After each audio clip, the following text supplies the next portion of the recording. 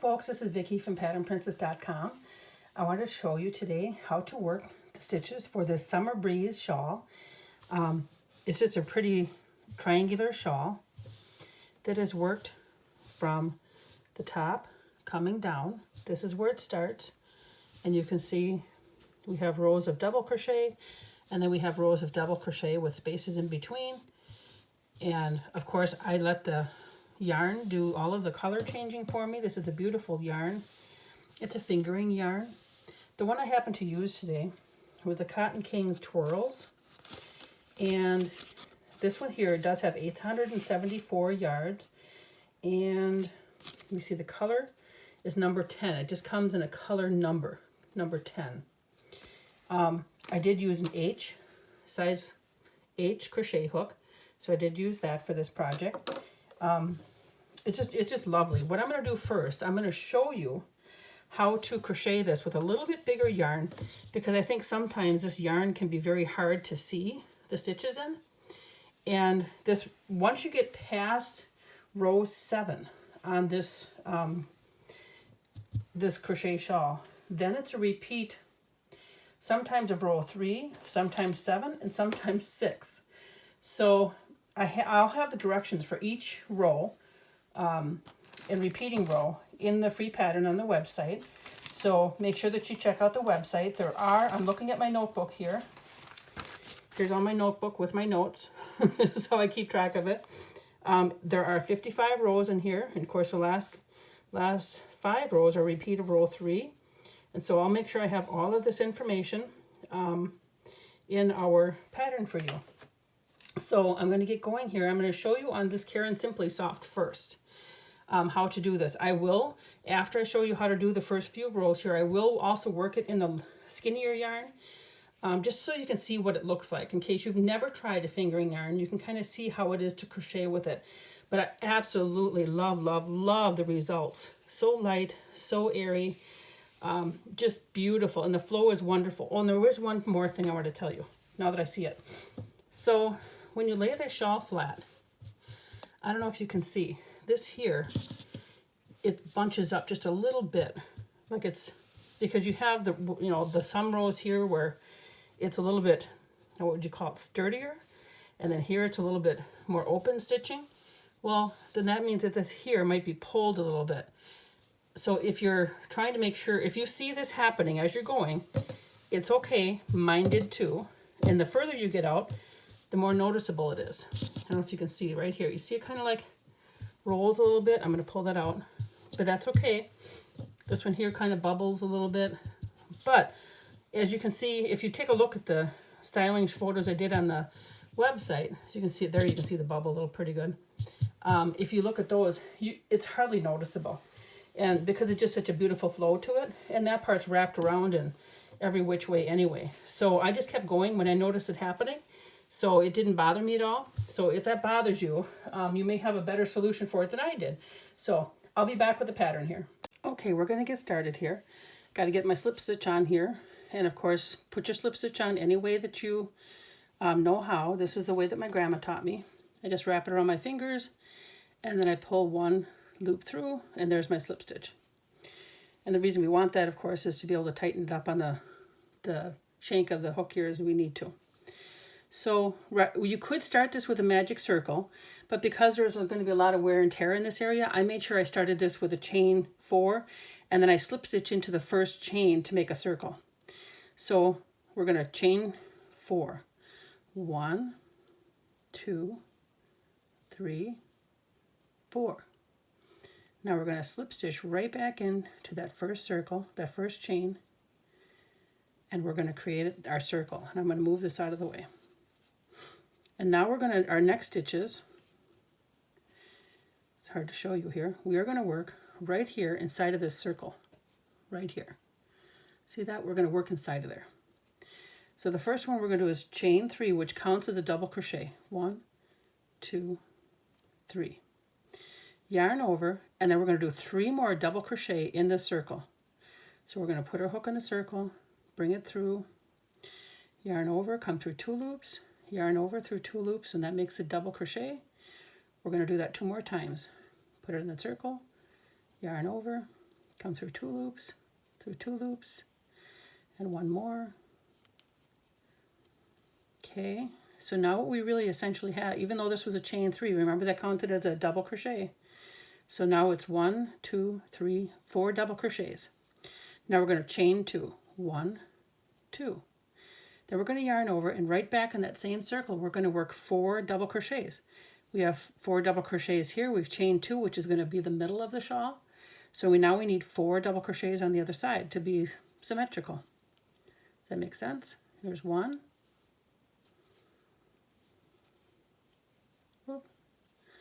2, and actually I'm going to crochet over that tail a little bit.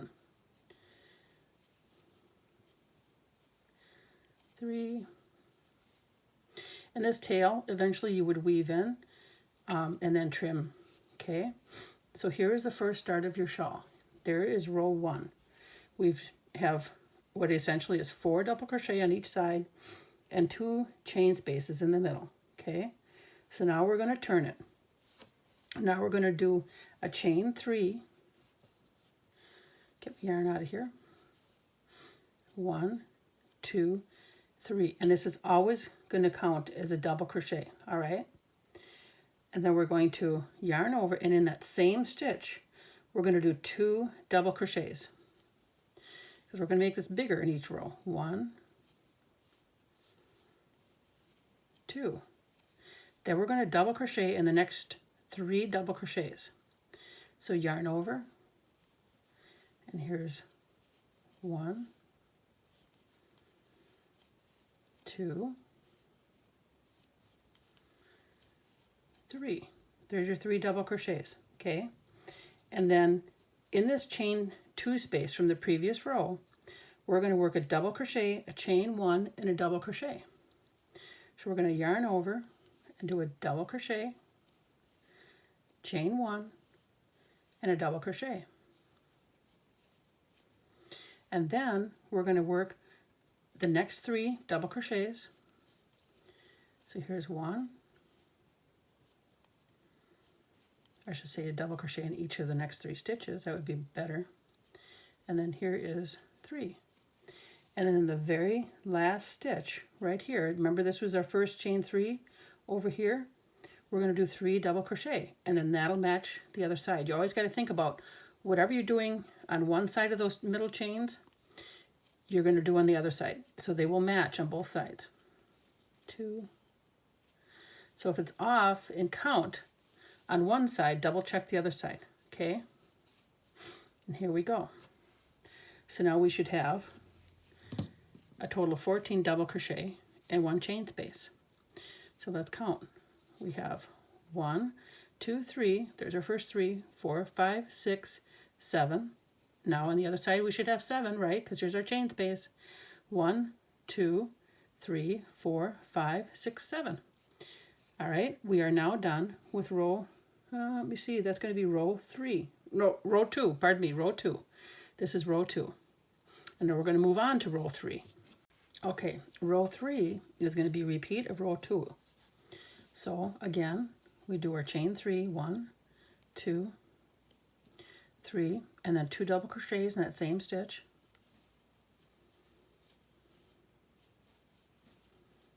And then a double crochet in each stitch,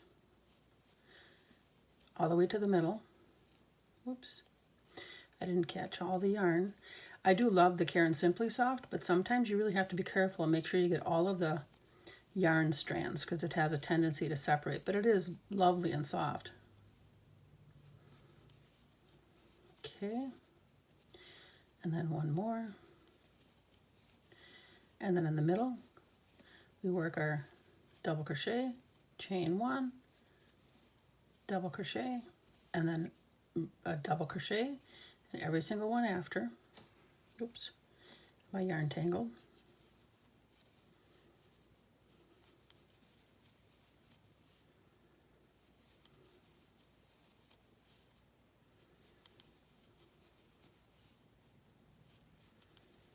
I should have some music playing for you or something.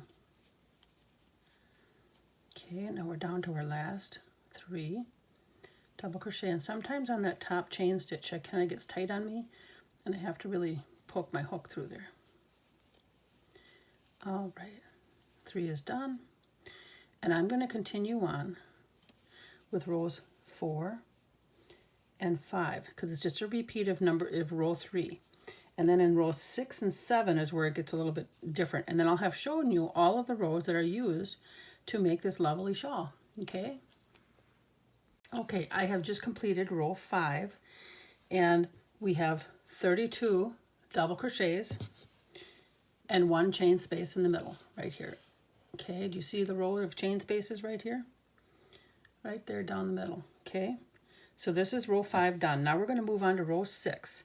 And row 6 and 7 are different because of well,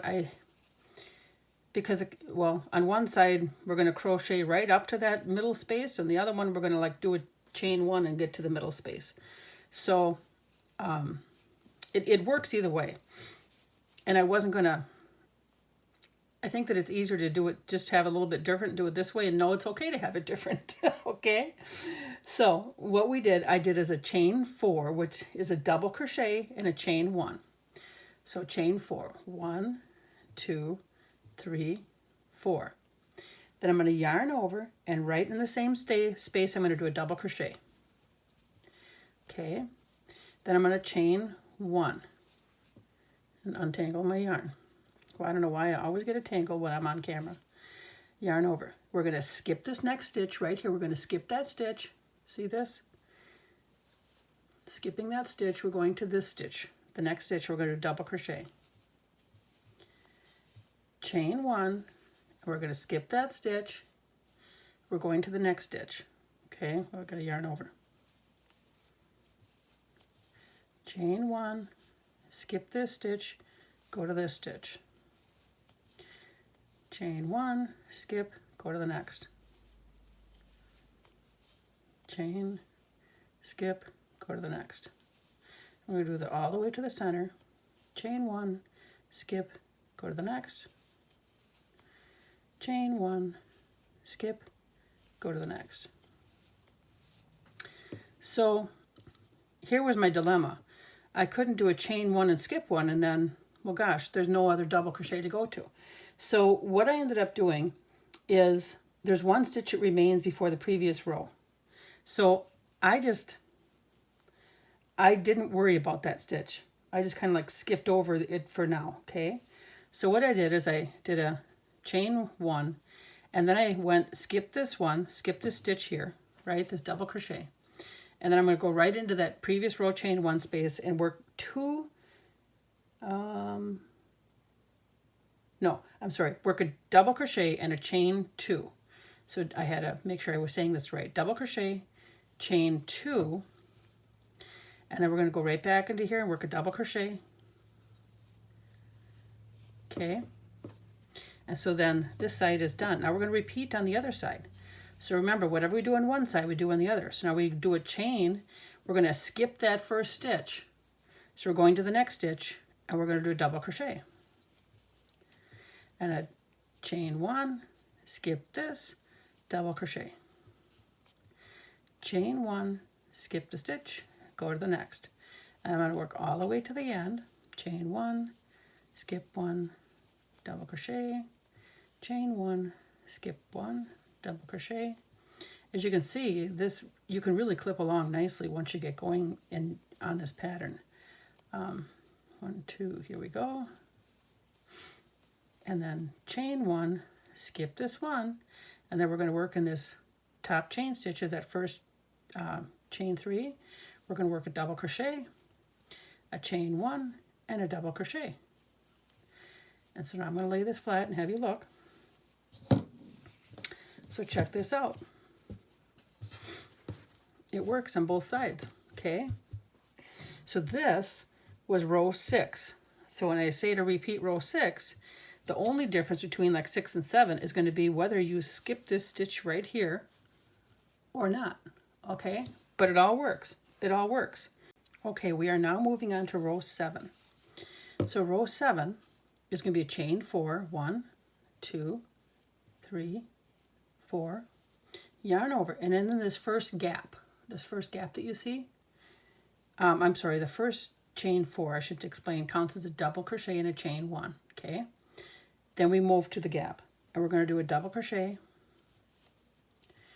chain 1, and right in that same gap, double crochet. Then we're going to do a chain 1, and then we're going to skip to the next gap and do a double crochet. Chain 1, skip to the next gap, double crochet. Chain 1, skip, chain 1, double crochet, chain 1, and another double crochet, chain 1, we go to the next gap, oops, and then the next gap, and I forget if I did chain 1. Okay, we're almost to the middle now, chain 1, and then we're going to crochet in the gap. Okay, so crochet in the gap, okay, or I should say in this, well, the gap right here before the middle. Okay, so when you in the chain 2 space right here, we're gonna end up skipping this part right here. We're gonna work a chain 1, and we're gonna skip this one here, and we're gonna do a double crochet, chain 2, and a double crochet, and a chain. We're skipping that, and we're going to go to the gap, chain 1, work in the gap, chain 1, work in the gap,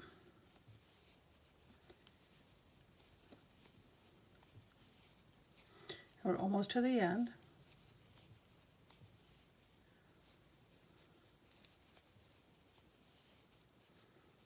And we'll have row 7 done. Okay, so then remember in this gap, oops, and I gotta get just a smidge more yarn to show you this. So in this last gap here, we're going to do a double crochet, because whatever you did on one side, you do on the other. Double crochet, chain 1,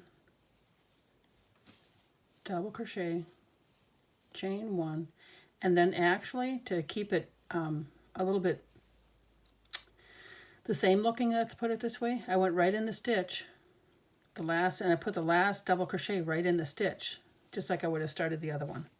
I'll pull this loop bigger, and here we go. And you can kind of see how this kind of bubbles up just a smidge, even just this, because this is you're making this a little bit wider than this, but it, like I said, it still has a beautiful flow to it.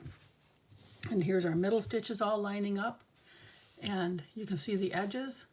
And I'm going to again show you this here, and then if you'd like, I'm going to work this pattern using a different color yarn, but I'm going to work the same pattern here.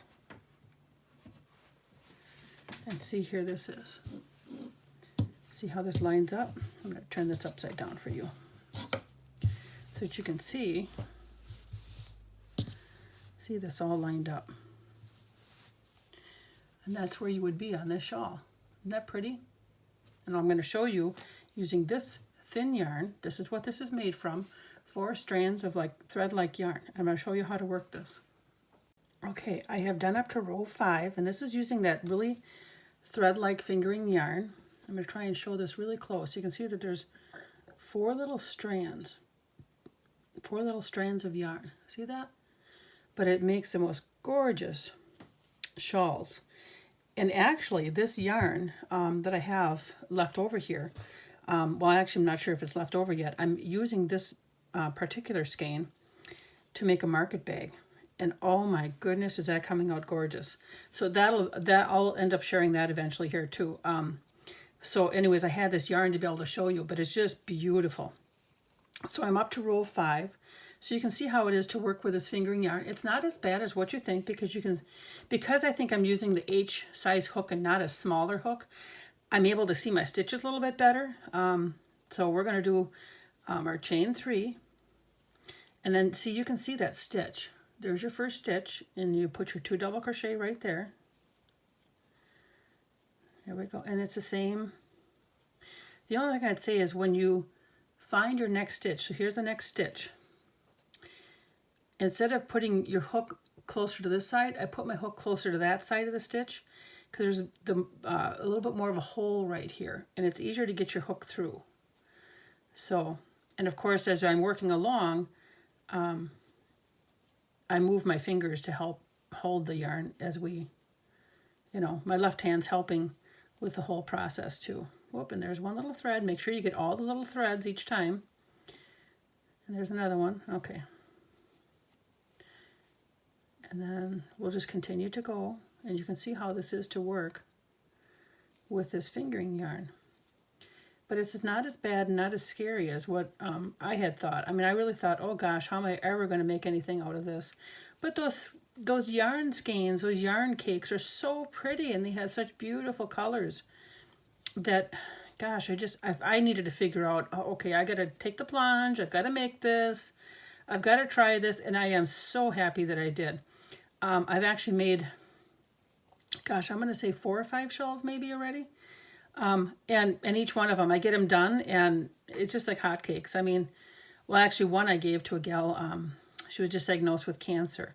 And the Feeling Flirty pink shawl, there's a little bit of white and off-white and pink shades. I gave in a gray on the end. I gave that to her as she's fighting breast cancer.